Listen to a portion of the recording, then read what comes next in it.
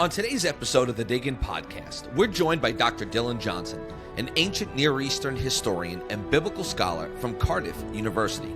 He's an expert in Semitic languages and ancient legal traditions from Mesopotamia, Syria, and Israel.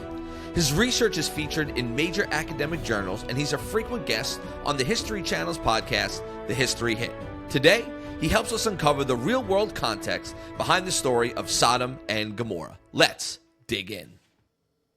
Hey everybody, this is Pastor Johnny Ova here with the Dig In podcast, and man, we just had an incredible conversation with Dr. Dylan Johnson. I wanted to make a quick video because the first 7 or 8 minutes of this interview, Dr. Johnson's mic sounds a bit muffled. You can definitely hear what he's saying, but after that, the sound is crystal clear. So don't think the whole interview's like that. But without any further ado, enjoy this incredible and unbelievable conversation with Dr. Dylan Johnson. Let's dig in. Hey, everybody. Welcome to the Dig In podcast. I'm your host, Pastor Johnny Ova, the Sound of Heaven Church. And today we are joined by Dr. Dylan Johnson. Dr. Johnson, thank you so much for taking the time out today to join me to discuss the ever so popular Sodom and Gomorrah. Happy to be here. Thanks for inviting me. Awesome. So let's just jump right in here. And I want to start off with a little bit of about you specifically. So can you share a little bit about your academic background and what led you to focus on these ancient Near Eastern legal texts and the Hebrew Bible, some of the biblical stories, things like that? Yeah, sure. So, grew up going to church, pretty much Sunday school, a little Lutheran church. I'm from Western Canada, so big, small. And but that was always from school for me. And really, this whole career started when I went to university at a small school, liberal arts school called University of Lethbridge in Alberta, Canada. And there we actually had this kind of unique group of academics who all worked in and around the field of Hebrew Bible and ancient Near Eastern history and archaeology. We had actually 3 there. And one of the great things, probably the best thing you could do at this university was go on archaeological digs in Israel. And so that really got me into it. So we went to a place called Beit Shemesh, which is famous for its appearance in the Ark of the Covenant stories. And then I dug at a couple other places in Israel, Ashkelon, and biblical docs. So those experiences for archaeology really got me into the text, into the academic side of Old Testament study. And then after this, I graduated from University of Lethbridge. I went and did a Master of Divinity at Harvard on Old Testament. And there I picked up a lot of the languages, more of the history, and learned basically how you go about studying the Bible from an historical perspective, what we call the historical critical perspective of the biblical. So at Harvard, you have theologians who approach it kind of what we call kind of synchronically. So to read the whole text as the general message, what is the Bible trying to tell us as a whole? So some of the academic faculty there, and then others approach it from where did these texts come from? What ideas are they reflecting from ancient people who lived on the eastern coast of the Mediterranean? I went to that type of Richmond, and I went to my PhD at New York University. That took about 6 years, and now I've kind of been touring around Europe, working. I lived in Zurich for a couple of years, and I've been at my current position at the University of Cardiff for a few where I teach Hebrew, Judaism, Old Testament, and ancient Near Eastern history. The short version of my career. Wow, what a journey. Yeah. What a journey, man. It's taking you all over. That's great. How exciting is that? And, you know, as I shared before we jumped on, like we're really taking, and the goal of these podcasts is to really take more of a historical background, because I personally believe as Christians, you know, we get so caught in this little bubble all the time. And it's kind of like, this is how we've been brought up. This is how we've been taught. And like any new information, sometimes it's like, no, it's bad information, where I feel like this stuff is really, really interesting and powerful stuff. Like I mentioned before, I heard you on the History Hit podcast, and man, as soon as I heard you on Sodom and Gomorrah, I went through all the other ones that you did. The Moses one, it was just so intriguing and interesting to me. It was just really awesome to go on. So I guess let's turn the page there. So how, for those unfamiliar, I guess, with the scholar's approach to biblical history, how would you describe the difference between reading it devotionally versus treating it as a literary or legal text from the ancient world? I think the key difference is it has to do, I guess, with timeline.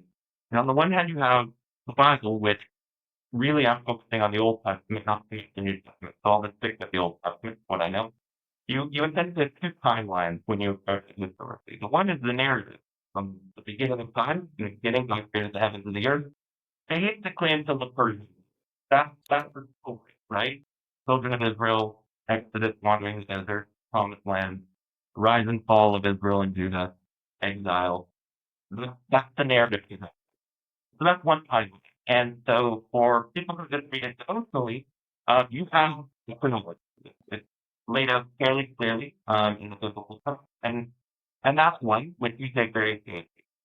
Historical critical scholars of the Old Testament, we have another timeline that overlaps with that timeline at points, but also deviates. And this timeline is, when are those texts written?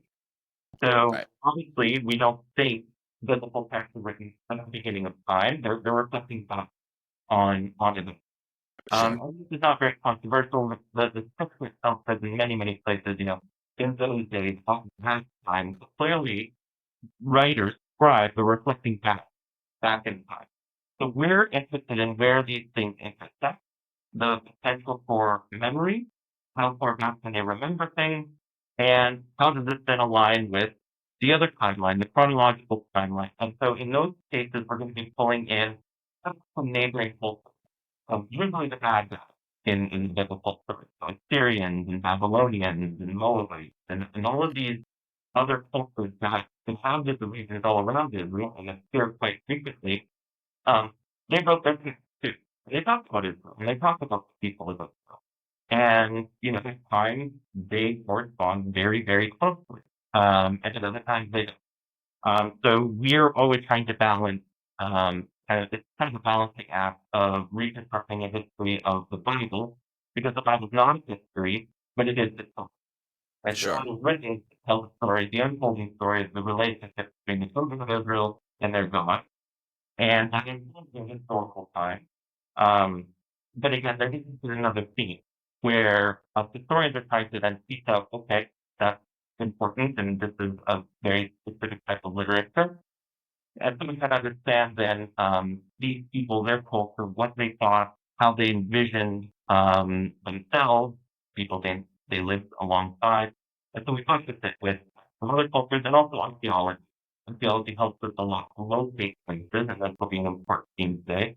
To help us, I guess in some sense, but certainly in the earlier, to bring the Bible along. I mean, you can read these stories, but it's a whole other experience. I can go to the places, stand Right. in Jerusalem. People do this all the time, right? So in a very kind of simple way, that the key is right. Although they're repetitive. Gotcha. Interesting.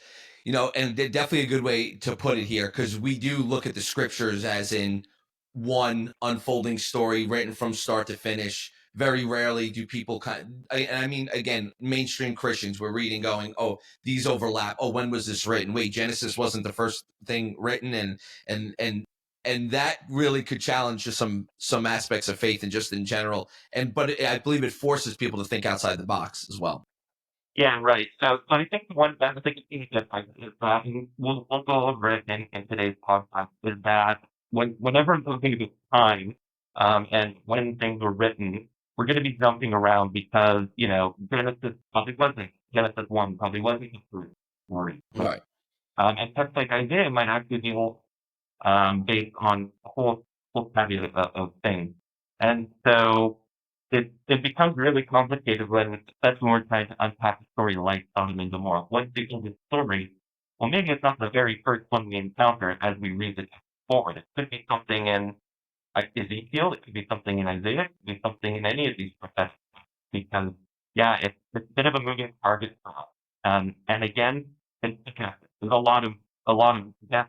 We have basic parameters around when we think things were written, but our oldest manuscripts are pretty late, so we can't be sure on a lot of these details. All right, so now I got to bring you over to here because When I heard you walk through this on the History Hit podcast, it was just awesome. And the question was, take us through Sodom and Gomorrah. What is the biblical narrative, though, but from this historical aspect of it? So let's kind of bring our readers through the story, the listeners through the story. Right. So most people are going to read the biblical text from start to finish, more or less. So where we encounter the key narratives, the stories about Sodom and Gomorrah, are essentially in two places in the book of Genesis. Once in chapter 14, and then a second time in chapters 18 through 19. And they're completely different stories. The only commonality is that they both talk about Sodom and Gomorrah and more or less the kind of geographic, geological space around them. And there's clearly some degree of correlation between the two, most notably through the figure of Lot. This is Abraham's kinsman, who is really the Israelites' connection to these cities. So Right. I guess we can start with the story most people will know. Most people would associate with Sodom and Gomorrah, which is not the first one in chapter 14, but rather the stories in chapters 18 and 19, which are actually kind of two stories that are combined. So chapter 18 begins with this episode, which takes place at the Oaks of Mamre. So this is not, in Sodom and Gomorrah. It's somewhere in Israel, Palestine, somewhere in there. And it's where this patriarch, Abraham at this point, lives with his family. And it's a story of a divine visit. And it begins with these three men, and they're called men in Hebrew initially. And they show up at the house of Abram and his wife Sarah. And this sparks a very short episode about guest hospitality. And this is really important because this becomes a key theme for interpreting ultimately the sin of Sodom. The hospitality aspect of it, right? Hospitality, exactly. And in chapter 18, Abraham and his wife Sarah are, paragons of what you're supposed to do when guests come. These are not just, mom and dad visiting for the weekend. These are unknown people who you don't recognize, and what you're supposed to do for the treatment of strangers. And it's not very complicated what you're supposed to do. You're supposed to give them lodging, give them food, and protect them, basically, from whatever exists outside of the home. And what happens when you do follow hospitality rites properly, and this is almost a universal feature of human societies, is that oftentimes you're blessed. And the blessing comes specifically in the form of a promise of a child. And this is very important for the biblical authors because this is the line of Israel. This is how the Israelites perpetuate. And so these three men are revealed at a certain point in that episode. One of them, at least, is revealed to be God himself. And because Abraham and his wife showed the proper guest rites, God promises Sarah a son. The son would become Isaac. And so this is an episode that actually plays out a few times in Scripture about what you're supposed to do. If you follow the proper rites, then you're blessed. And so that's the good part of the story, right? That's chapter 18. Right. And then the narrative shifts suddenly. And the narrative shifts and it starts talking about these two cities, Sodom and Gomorrah, as more or less places of sin. And this will be a key theme. Sin. What is the sin? And it doesn't get very specific in chapter 18. It just says that they're extremely sinful and that God is planning to destroy them. Right. And then what happens is this really interesting dialogue between Abraham and God, where Abraham actually challenges God, trying to get to the morality of destroying an entire city based on just how many righteous people are in the city that would allow it to be spared. And they kind of have a back and forth, which gets, I think, into some interesting theological questions about, questioning God and the morality of all of these things. Sure. And basically, God relents and says, okay, if you can go and find so many righteous people within this city, then I won't destroy it. Well, spoiler alert, they don't find very many righteous people in this city. And what happens at the end of chapter 18 and what moves into chapter 19 is these other two guests, these two men, are revealed to be angels, messengers. The Hebrew word is malachim, but not human beings, essentially. And these two other guests are the ones that go to Sodom they meet with Abraham's kinsman Lot in the city. And the exact antithesis to what Abraham and Sarah had done in terms of guest rights is what the Sodomites do, which is, and this is the key debate about what is the quintessential sin of Sodom, is these two angels, messengers, appear in the house of Lot. Lot does follow the proper hospitality rites, feeds them, brings them into his home. But then the Sodomites show up and demand that Lot send these two men out into the square, and then this quintessential biblical euphemism, so that we may know them, Right. which spurns a whole cavalcade of interpretations that the fundamental sin of Sodom is sexual immorality of some kind. Sure. And this will kind of be an important interpretation of what's the story about. Is it just about that particular episode, or is it the larger theme of, I guess, the violation of guest rights? Right. And they're kind of connected actually in the story. Anyway, ultimately, the question is not really relevant because Lot refuses. These are also angels, so they manage to ferry Lot and his family out of the city Right. of Sodom, to a nearby town called Zoar. Um, and then we get the destruction of Sodom and Gomorrah. Fire and brimstone rains down upon the city, and it's desolated essentially. And then, of course, we have this kind of enigmatic reference to Lot's wife turning back and turning into a pillar of salt, which has also spawned a myriad of interpretations. So Sure. that's, in a nutshell, that's the key narrative that most people would probably know. So who do they think wrote this, right? Because it's not, one of the things we teach over here, just in the Bible, is that the Bible is not God dictated, it's God breathed. And there's a big difference on that. Like God's not grabbing, God's not placing a phone call to Hosea going, hey, Hosea, listen, I need you to write this down exactly as I'm saying it. But that there's a humanity to the scriptures. Yeah. And we teach this redemptive arc, right? The sin of Adam and Eve, separation from God, and we see the finished work in Christ. And so that you see God breathing on things or God inspiring things that gets us closer to the finished work of Christ. That's kind of what we see and what we teach in there. But we know, like, we're in the book of Genesis here. It's not like all these things are happening and there's like this scribe following people around, writing everything that's going down. So what's the common thought on who wrote this part? Right. So the simple answer is it was an Israelite. Some Israelite wrote this. Okay. And tradition holds that that Israelite would have been Moses, because there is a scriptural reference to Moses writing. The question is, that's an interpretation of scripture, because it's not exactly explicit that says Moses wrote Genesis. Right. It's more Right. explicit that says Moses wrote Deuteronomy. Right. But Genesis, it's not as clear because, again, Moses isn't alive at this point in the narrative. Um, so from historical critical scholars, the best bet we can get at is the type of language that the scribes writing with, because there are certain features, just like you and I, we have our own kind of idiosyncrasies when we write. So Yeah. too did ancient scribes. They use particular words. They have specific ideas.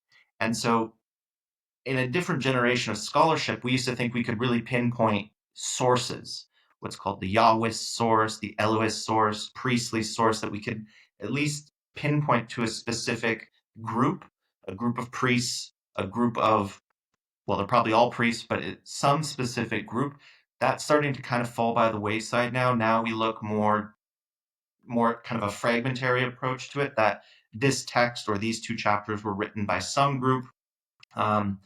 Probably associated with Jerusalem for reasons we'll get to probably later. Um, and again, it would have to be a fairly elite group because literacy rates were extremely low in antiquity, Makes sense. which leaves us kind of with the palace or the temple. Those are the two major kind of institutions we think of where writing's going on.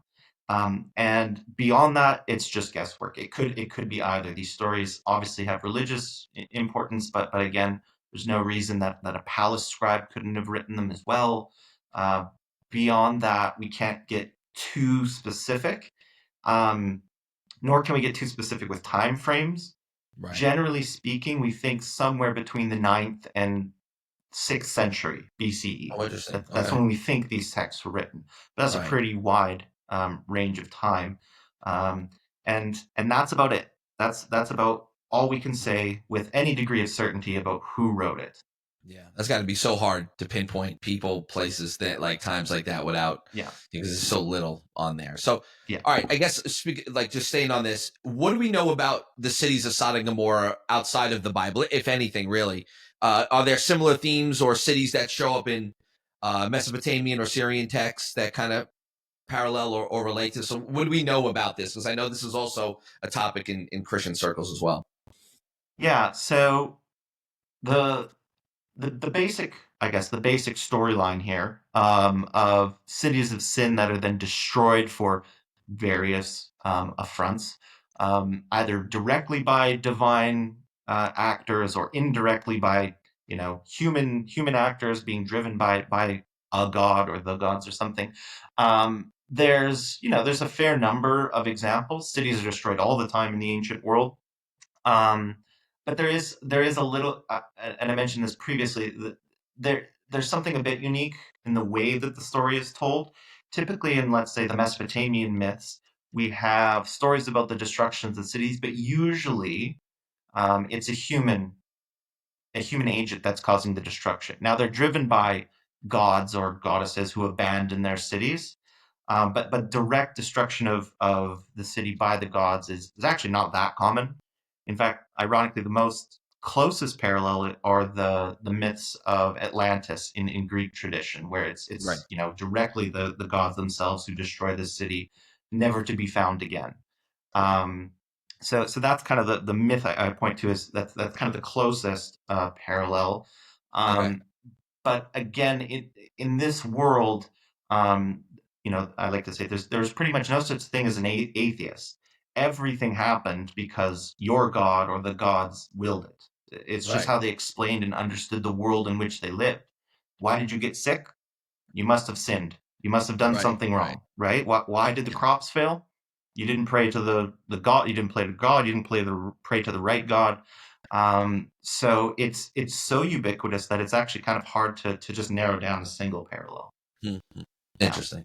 What about the Sodom and Gomorrah outside of the scriptures, like the referencing of, because I know there's been some like archaeological digs. I know it's controversial within the circles when I'm looking at pictures of sulfur balls, and then other people are disputing those claims. What do we know about Sodom and Gomorrah from outside of the text? Right. So once we leave the scripture, we have a couple places we can turn, as I mentioned. So one place we can turn is extra biblical sources, Near Eastern sources, and we don't have a lot. We thought we had some for a while from an ancient city called Ebla that mentioned a couple places that looked kind of like Sodom and Gomorrah, but Okay. we didn't really understand those texts. Now that we do, it's they're probably talking about places in Syria, so not in Israel, Palestine, Jordan, not in that area. Okay. So textually, we have the Bible. Archaeologically, there's been a lot of suggestions. So I think the most concerted effort to try and locate these cities, um, it happened in the 1970s with a couple of archaeologists named Rast and Schaub, and they did archaeological surveys all around the area just to the south of the Dead Sea.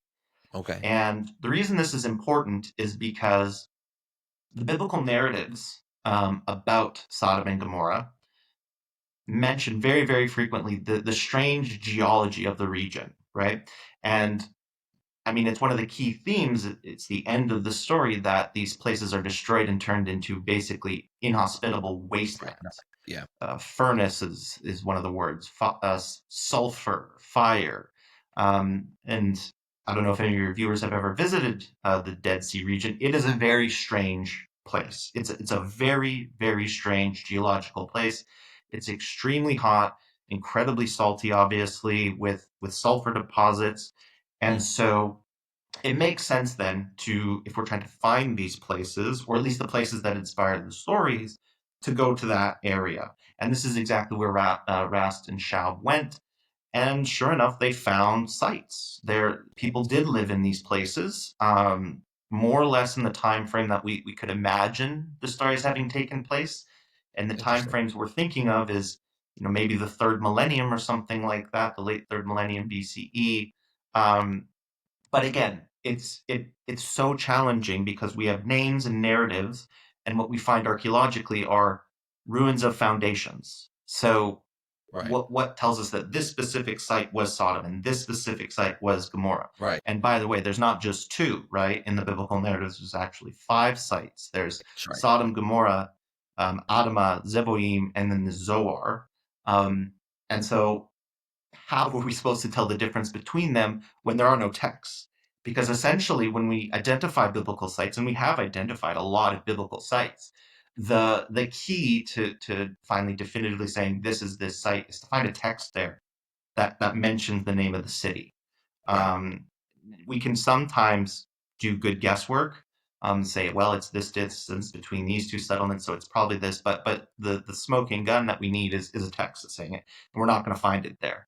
So what Rast and Schaub found were sites that were destroyed by factors we don't really know, whether it was earthquakes or armies coming through, and they kind of ultimately said we have Bronze Age settlements in this region, and the connection then to the biblical narrative would be these ruins would have been visible at the time that biblical writers lived. They could have encountered them in the landscape, and you can kind of imagine what a biblical writer would have thought. You walk into this really hellish landscape, which All is right. completely inhospitable in the time period that I'm talking about, these biblical stories being written, and you find ruins there. So then you can imagine they start to think, well, what happened to these places? What Right. could they have possibly done to turn this landscape into this?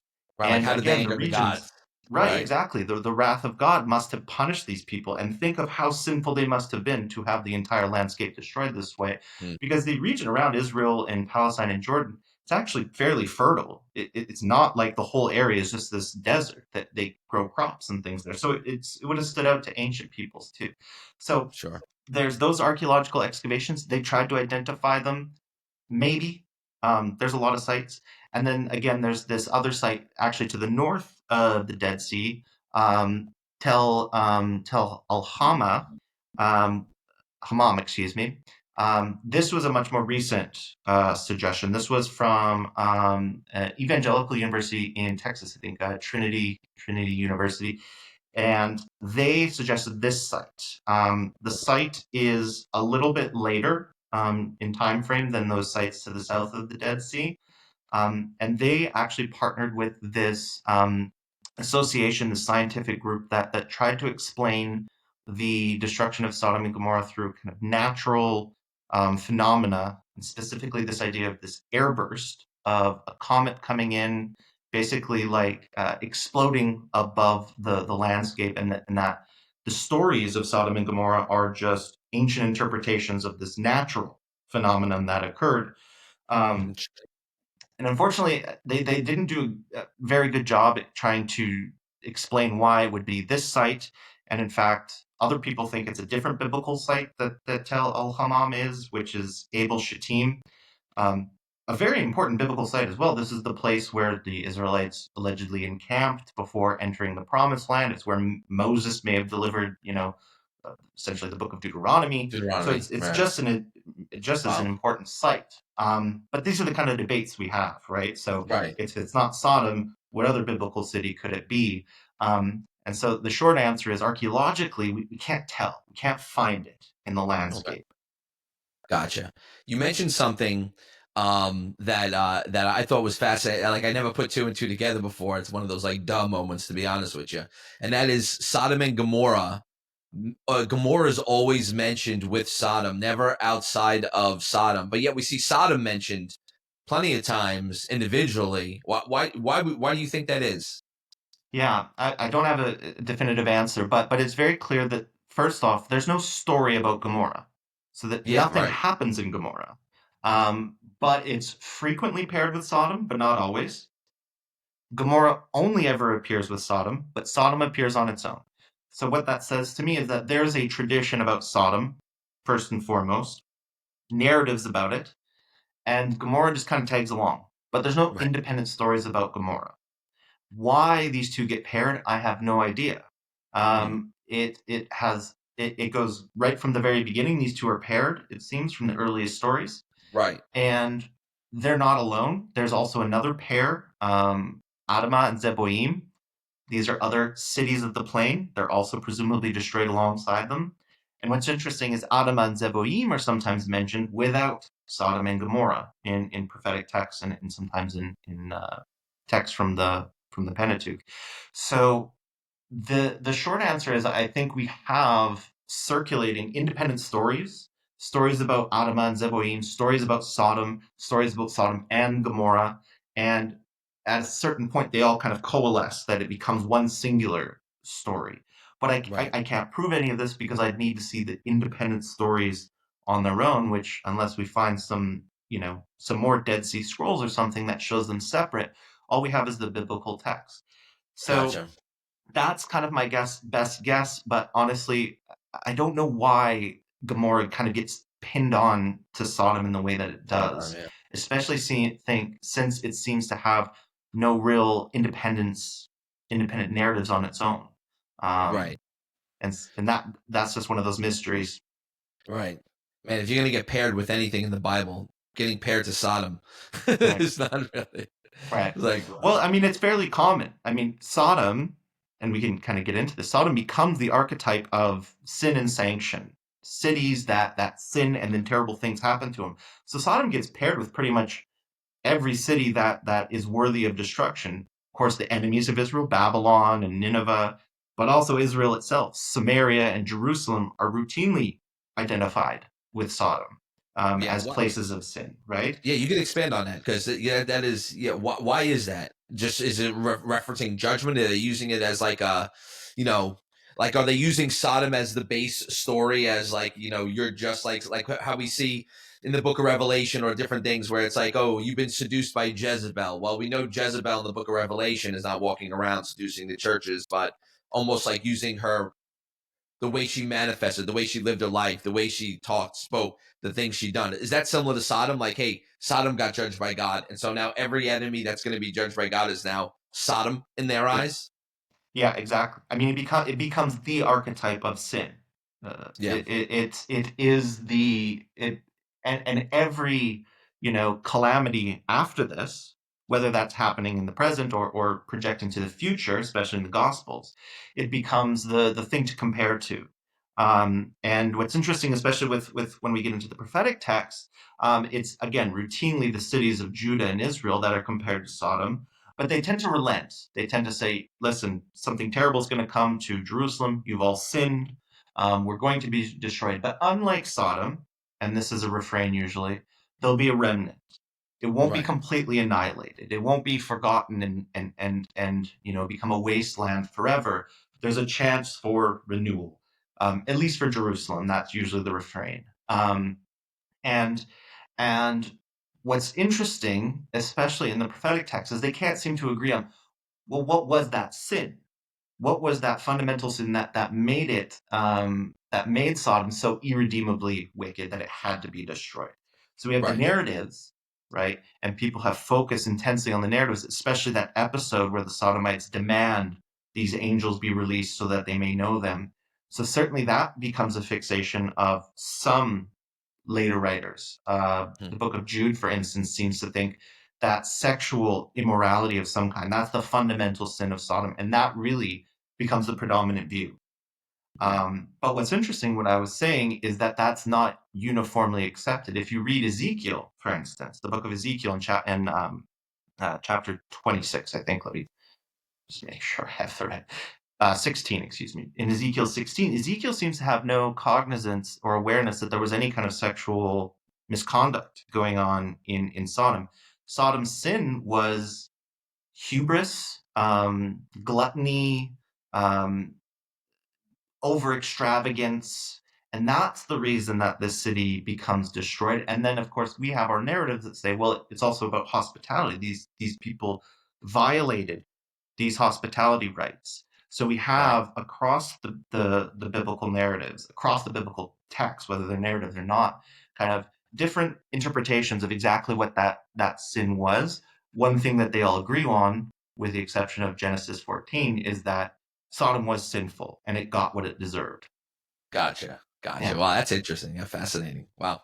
I know you're expert too in the ancient Near East. Is there any dominant legal or maybe cultural values that could maybe better help us understand how the story was shaped? Is there any of those ideologies that kind of seeped into the Jewish narrative of the stories of Sodom and Gomorrah? Yeah, I think I don't know if it's legal. It would be, I think, custom. So custom would be those unwritten rules, the way that we know that we're supposed to behave. Um, why do you hold the door open for someone coming in behind you? But even more so, the way that you're supposed to act, whether or not you could be, prosecuted in a court of law for it, that's beside the point. But just ethics and morality and how you're supposed to act not just with people, but not with people you know, but also with strangers. And Sure. I think that's a really key part of this story as well, is that these are strangers, and strangers in the ancient world are extremely vulnerable. There's no, they don't have rights, they don't have protections, and so it becomes incumbent upon people who live in places that you're supposed to protect them. And this again becomes a very prominent theme in the biblical legal texts. Remember, you yourselves were sojourners in the land of Egypt, so you should protect sojourners who come to you, right? So in some level, it I guess corresponds to that idea, of protection of the marginal, and certainly this seems to be part of Ezekiel's understanding of the Sodom and Gomorrah story, that they didn't protect the weak and the needy. Mm, So Ezekiel takes it that way. That's what the story is gotcha.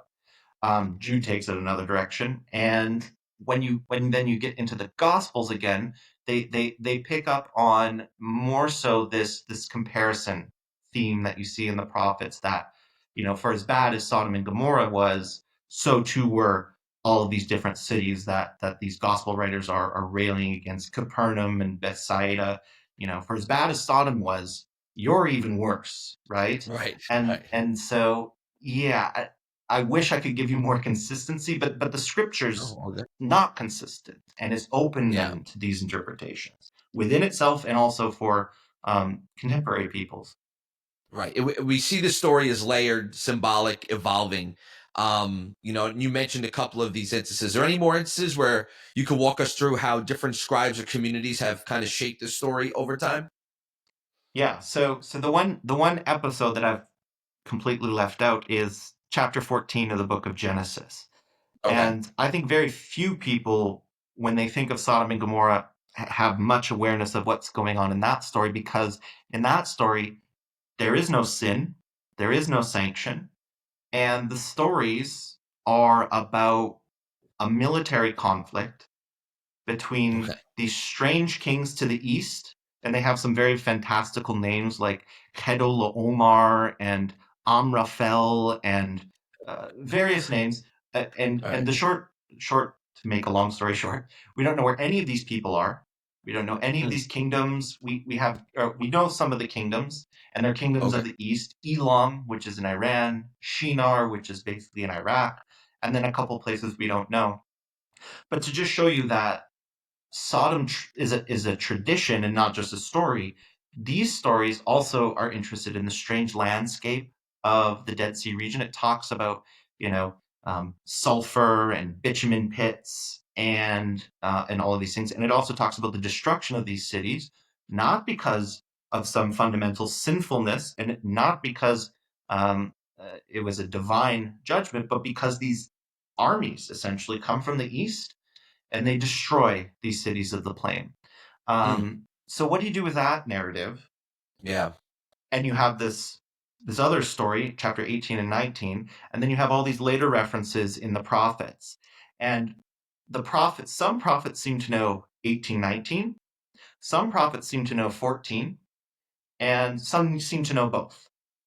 Okay. That doesn't mean that they didn't know individuals, it's just what they talked about. So if they're using Sodom as an archetype of sin, they're not going to talk about kings of the east coming and destroying them, because that's not present in that narrative. But what we have to do as historical critical biblical scholars is not simply read everything as a unified whole, to accept the fact that there might be different traditions on specific themes, on specific Right. places, right? So not everything said about Shiloh or Jerusalem has to be telling the same story, right? So Sure. so too with Sodom. If Sodom existed at one point, presumably there's different stories about it. So this is why we think there's layers, or at least different perspectives Okay. on what the city represents. And so the challenge and one of the key differences between how historians approach it is we'll just let the text disagree and we'll accept the fact that not every story has to have the encompassing narrative in mind when they're talking about these places. Right. And it becomes challenging once you read them, because once you read Right. chapter 18 and 19, every time you see Sodom, you're thinking of that story, Yeah. Yeah. which is probably intentional.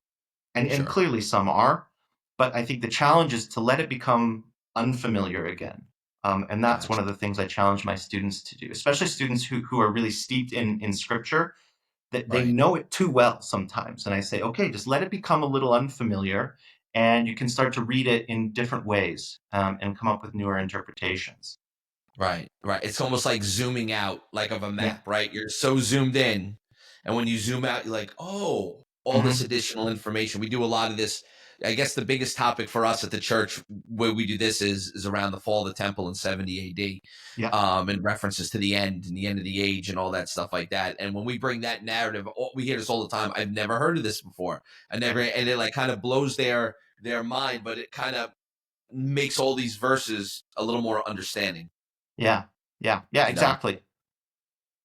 So, to Sodom and Gomorrah, this divine judgment, right? And I guess you hit on this a little bit at the end, especially with your students. How would you invite people to consider the value of a more historical and literary reading versus just this?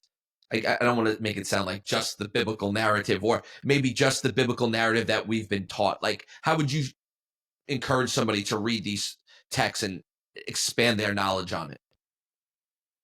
I would invite them to first off read it. Just go read it.